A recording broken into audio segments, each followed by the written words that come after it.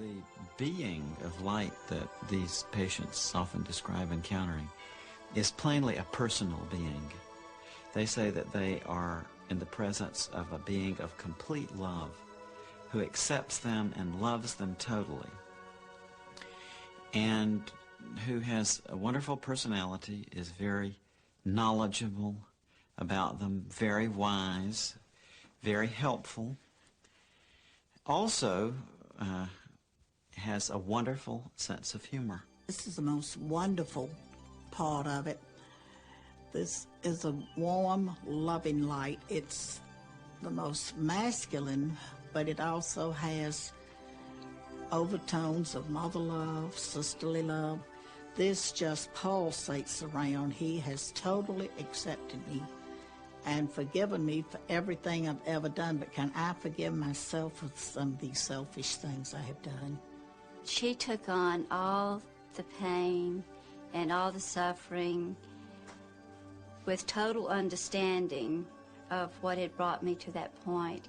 And it was like we were intertwined, and that everything that I felt, she felt too. And there was this unconditional love, like most parents have for their children, that no matter how bad I might have been, or that I was totally loved and totally understood, because she understood the motivation behind what I did.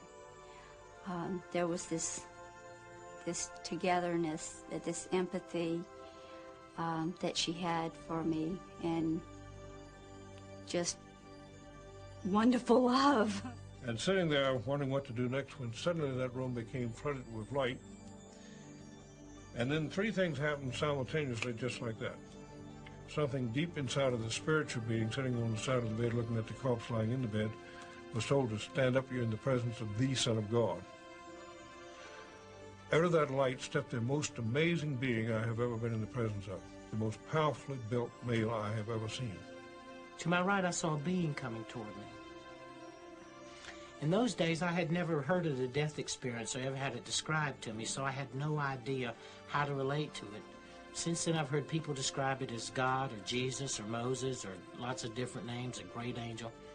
I believe that this being of light was my higher self, the greater part of me, looking at the part of me that just experienced this life.